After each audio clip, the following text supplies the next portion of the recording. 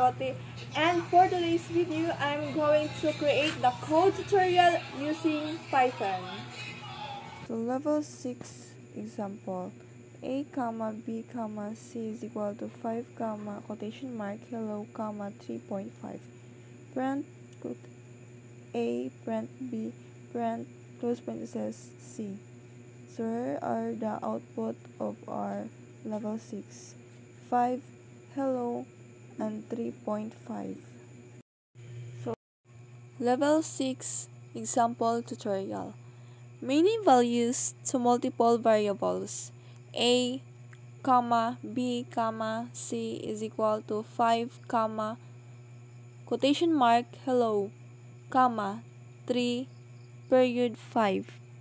Print, close parenthesis, a, comma, b, comma, c, close parenthesis. Python allows multiple assignments in a single line.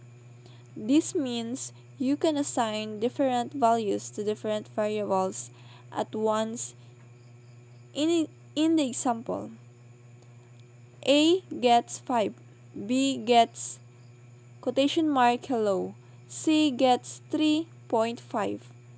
This feature makes your code shorter and easier to read, especially when initializing many variables at the start of a program.